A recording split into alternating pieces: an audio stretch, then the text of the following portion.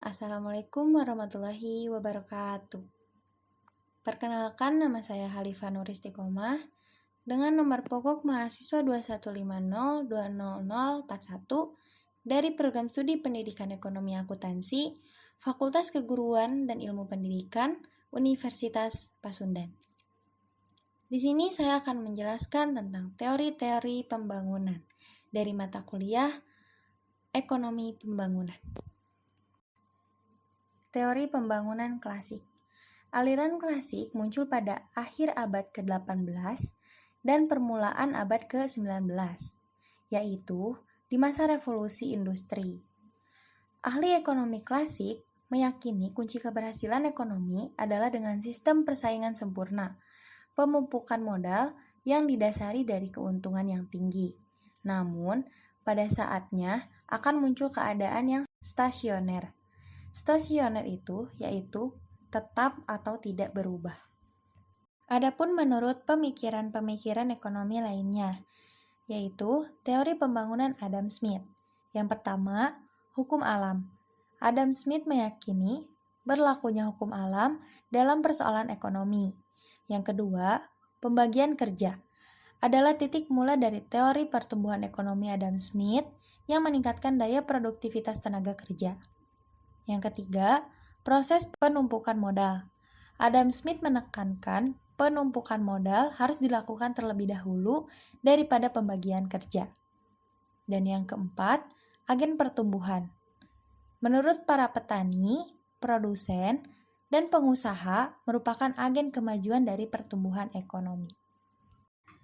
Selain itu, ada kelemahan teori Adam Smith. Yang pertama, pengabaian masyarakat secara luas. Yang kedua, alasan yang tidak adil bagi kegiatan menabung. Ketiga, asumsi yang tidak realistis tentang persaingan sempurna. Yang keempat, pengabaian pengusaha atau wira swasta. Dan yang terakhir, asumsi yang tidak realistis tentang keadaan stasioner. Selanjutnya ada teori David Ricardo. Menurut David Ricardo, di dalam masyarakat ekonomi ada 3 golongan masyarakat, yaitu ada golongan kapital, golongan buruh, dan golongan tuan tanah. David Ricardo dalam bukunya The Principles of Political Economy and Taxation itu mengembangkan teori pertumbuhan ekonomi klasik. Adapun ciri-ciri dari pembangunan ekonomi menurut Ricardo. Yang pertama, tanah terbatas jumlahnya. Kedua, tenaga kerja yang meningkat atau menurun sesuai dengan tingkat upah alamiah. Yang ketiga, akumulasi kapital terjadi apabila tingkat keuntungan yang diperoleh pemilik kapital berada di atas tingkat keuntungan minimal. Yang keempat, dari waktu ke waktu terjadinya kemajuan teknologi. Dan yang kelima, sektor pertanian dominan. Dan yang terakhir, berlaku bagi tanah law of diminishing return. Selanjutnya ada teori pembangunan Malthus. Malthus tidak menganggap proses pembangunan ekonomi terjadi dengan sendirinya. Dan Malthus pun lebih menitikkan perhatian kepada perkembangan kesejahteraan suatu negara, yaitu pembangunan ekonomi yang dapat dicapai dengan meningkatkan kesejahteraan suatu negara.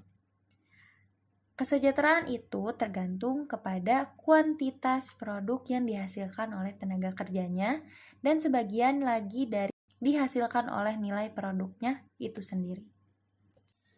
Adapun saran yang diajukan oleh Malthus untuk meningkatkan pembangunan ekonomi. Yang pertama, pertumbuhan yang berimbang. Yang kedua, menaikkan permintaan efektif. Contohnya, distribusian, kesejahteraan, dan pemilikan tanah secara adil. Kedua, permintaan efektif dapat ditingkatkan melalui perluasan perdagangan internal dan eksternal. Dan yang terakhir, mempertahankan konsumen tidak produktif untuk meningkatkan permintaan yang efektif. Adapun teori menurut Karl Marx. Menurut Karl Marx, masyarakat menempuh tahapan-tahapan yang berbeda dalam sejarah Dan yang menemukan tahapan-tahapan tersebut adalah perubahan dalam sarana produksi dan hubungan-hubungan produksi. Menurutnya, perkembangan masyarakat melalui 5 tahap. Yang pertama, masyarakat komunal primitif. Yang kedua, masyarakat perbudakan. Yang ketiga, masyarakat feodal. Yang keempat, masyarakat kapitalis. Yang terakhir, masyarakat sosialis. Marx meramalkan keruntuhan sistem kapitalis. Selanjutnya ada teori Harold Domar. Besarnya tabungan masyarakat proporsional dengan besarnya pendapatan nasional mempunyai beberapa asumsi, yaitu yang pertama, perekonomian dalam keadaan pengerjaan full dan faktor-faktor produksi yang ada juga dimanfaatkan secara penuh. Kedua, perekonomian terdiri dari 2 sektor, yaitu sektor rumah tangga dan sektor perusahaan.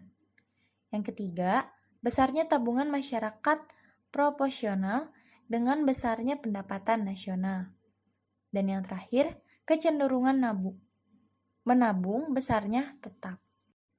Adapun menurut teori Schumpeter, Joseph Schumpeter hidup di zaman modern, yaitu pada 1883